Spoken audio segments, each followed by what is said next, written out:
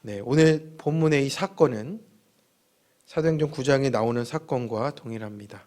그래서 그 9장에서의 사도행전을 기록한 누가가 그 사건에 대해서 듣고 기록한 것이고, 여기 22장은 바울이 바로 그 사건에 대해서 유대인들 앞에서 이야기하는 것을 누가가 기록한 것입니다. 그러니까 9장은 좀 객관적으로 기록을 했고 22장은 바울의 말을 기록한 것입니다. 그래서 표현이 조금 다른 것들이 있습니다. 이제 예수님이 호련히 바울에게 찾아와서 말씀을 하시는데, 정오인 낮 12시에 해가 가장 밝을 때 일어난 사건임을 밝히고 있습니다. 사람들이 백주 대낮에 이 모든 사건을 보았다라는 겁니다. 그때 주님께서는 너는 왜 기독교를 핍박하느냐? 너는 왜 그리스도인들을 핍박하느냐? 이렇게 묻지 않으시고 바울에게 직접 나는 내가 박해하는 나사렛 예수다 라고 하십니다.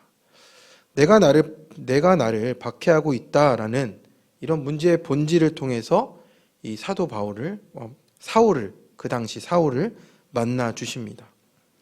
이렇게 본질적으로 사울을 신문하시니까 이 의기양양하던 사울도 꼼짝도 못합니다. 그래서 여기에 이제 같이 가던 사람들도 빛을 다 봤는데 말씀하시는 이의 소리를 못 들었다라고 되어 있습니다. 그런데 이 사건을 기록한 9장을 보면 좀 반대로 되어 있습니다. 이제 나중에 살펴보시면 알게 되실 텐데, 근데 중요한 것은 이 둘 중에 중요한 얘기는 이겁니다. 보기는 보아도 보지 못했고 듣기는 들어도 듣지 못했다라는 얘기를 하고 있는 겁니다. 그 이유는 바울만 유일하게 그 빛 가운데서 더 밝은 빛을 보고 눈이 멀었고, 사람들이 소리는 들었다고 하는데 제대로 들은 사람은 이 사울밖에 없었기 때문입니다. 그래서 사울이 어떻게 됩니까? 잠시 3일 동안 눈이 멀어버립니다. 왜 바울만 못 보게 된 겁니까? 이것은 하나님의 뜻 때문입니다. 이제 새로운 하나님의 인도하심을 보게 하시기 위해서 그 특별한 뜻 가운데 그렇게 행하신 것입니다. 때로는 이렇게 하나님의 은혜를 모른 채 자기 확신과 신념대로 나아가는 사람들에게는 이러한 고통의 순간들을 허락하신다라는 겁니다. 그 이유가 무엇입니까? 고통을 주기 위해서가 아니라 그 사람이 새롭게 보게 하기 위해서라고 하는 겁니다. 어제 우리 담임 목사님 말씀하신 것처럼 징계의 목적이 아니라 그 사람을 돌이키게 하기 위함이다라는 겁니다.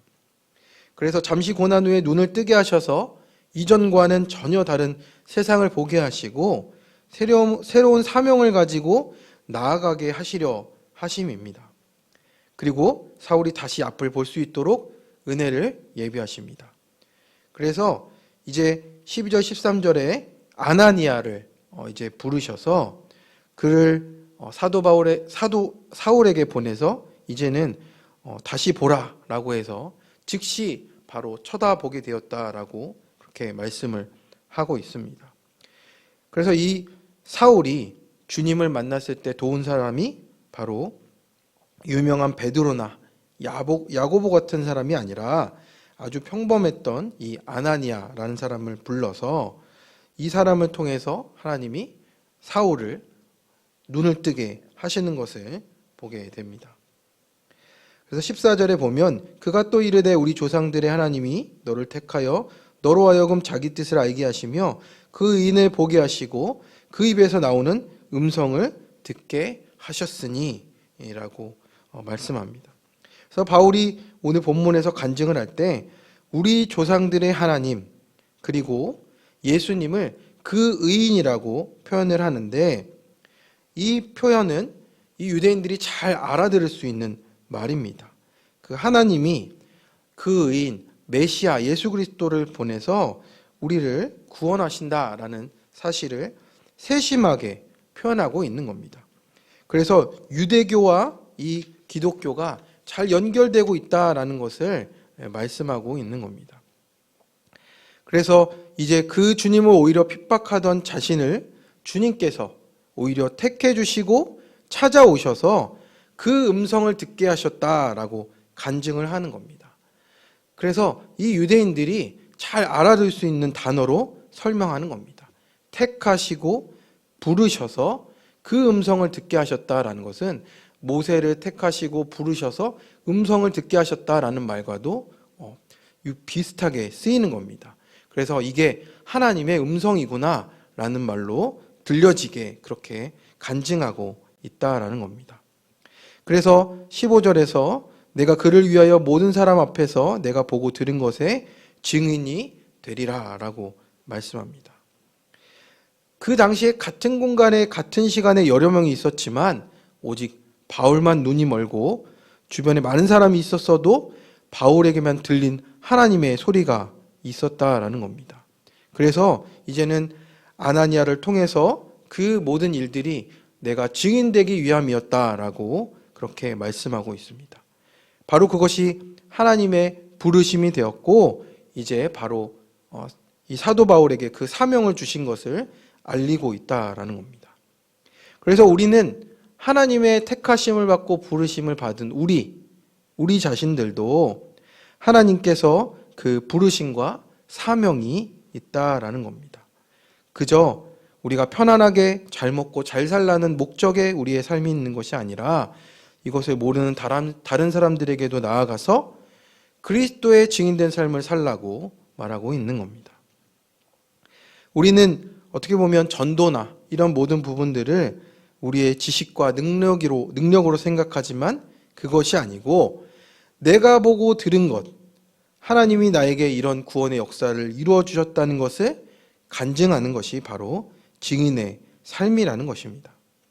그래서 16절에 보면 이제는 왜 주저하느냐라고 얘기하면서 이제는 주님의 이름을 불러서 세례를 받고 죄 씻음을 받고 그 구원에 동참하라라고 말하고 있습니다. 그 후에는 어떻게 됩니까? 우리 17절, 18절의 말씀을 같이 읽어보겠습니다. 후에 내가 예루살렘으로 돌아와서 성전에서 기도할 때에 황홀한 중에 봄에 주께서 내게 말씀하시되 속히 예루살렘에서 나가라. 그들은 내가 내게 대하여 증언하는 말을 듣지 아니하리라 하시거늘. 이런 하나님과의 만남 그리고 사명을 받은 것은 다메섹으로 가는 길 이방 땅에서만 일어난 일은 아니고 이제 아나니아를 통해서 주님의 말씀에 순종하고 세례를 받은 후에 여러 가지 일을 겪게 됩니다. 그리고 베드로와 야고보 사도를 만나기도 하고요. 그 후로 약 3년이 지난 후에라고 생각이 됩니다. 그래서 예루살렘 성전에서 기도할 때 환상 중에서 주님께서 나타나신 경험을 간증하는 겁니다.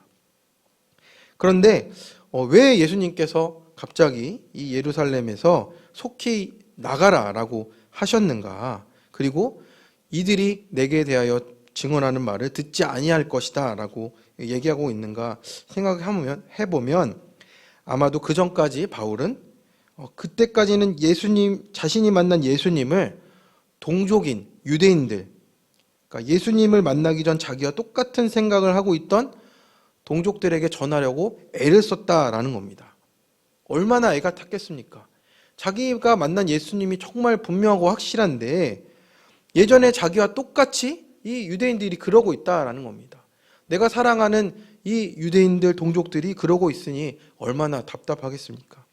그런데 아무리 해도 바울의 뜻대로 되지가 않았습니다. 그래서 주님이 18절에 말씀하신 것처럼 속히 예루살렘을 나가라고 그런 말씀을 듣게 된 것입니다. 그래서 19절 20절을 같이 한번 읽어보겠습니다. 시작. 내가 말하기를 주님 내가 주를 믿는 사람들을 가두고 또 각 회당에서 때리고 또 주의 증인 스데반이 피를 흘릴 때에 내가 곁에 서서 찬성하고 그 죽이는 사람들의 옷을 지킨 줄 그들도 아나이다. 이렇게 말씀하고 있습니다. 주님이 말씀하시면 늘 예라고 대답할 것 같은 바울이 오늘 본문에서 이유를 둘러대고 있습니다. 이때 생각해보니 이때 바울이 진퇴양난이었던 것 같습니다. 동족들인 유대인들에게 복음을 전하였는데 유대인들은 네가 예전에 그리스도인들을 잡으러 다니고 스데인들을 죽이는데 일조했다는 것을 알면서 내가 무슨 그리스도인이야라고 했을 겁니다. 반대로 그리스도인들은 바울 네가 그리스도인이 확실하냐? 너는 우리를 잡으러 다녔던 자가 아니냐? 이렇게 양쪽에서 아무도 믿어주지 않는 아주 어려운 상황이었을 거라 생각합니다. 그러니까 성도님들, 왜 이렇게 된 겁니까? 아니, 하나님이 택하셔서 부르셨으면 뭔가 선교가 잘 되도록 해야 하는 거 아닙니까? 우리의 현실도 이와 같지 않습니까? 아니, 택해서 부르셨으면 뭔가 일이 잘 돼야 하는 게 아닙니까? 아니, 옛날 그 일이 나의 발목을 붙잡으면 어떻게 합니까? 주님, 그게 다 하나님 때문 아닙니까? 이렇게 우리도 질문하지 않습니까? 성도님들, 바울도 우리와 동일하게, 아니 그것보다 더 어려운 과거가 발목을 붙잡고 있는 겁니다.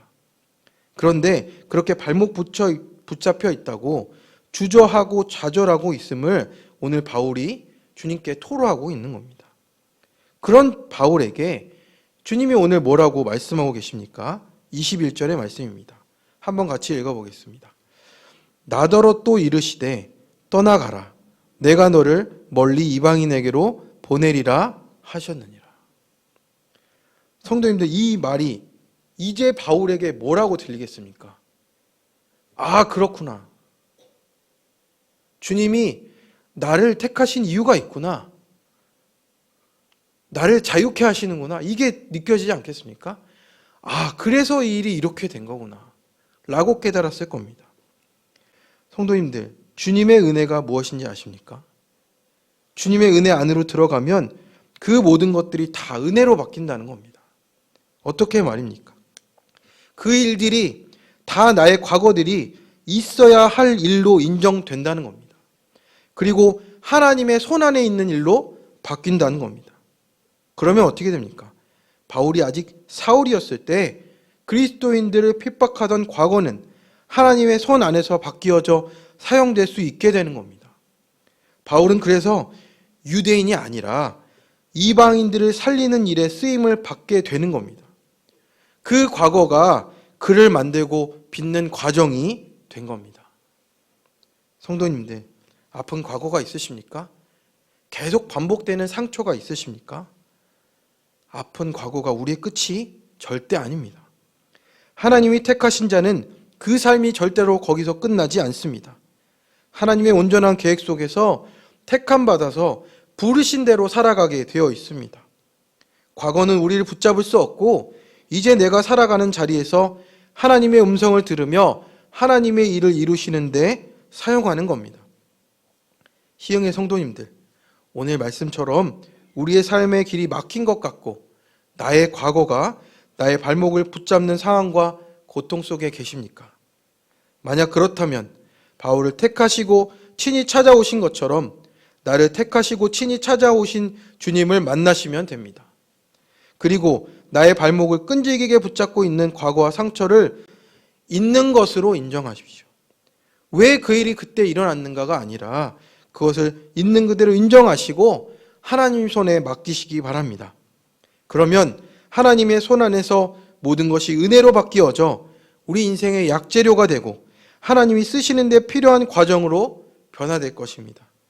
시흥의 성도님들, 오늘도 주님의 그 택하신 은혜 가운데 온전히 빚어져 가셔서 어디서나 주님의 쓰임 받으시는 부르심의 삶이 되시는 우리 모든 성도님들 되시길 간절히 축원합니다.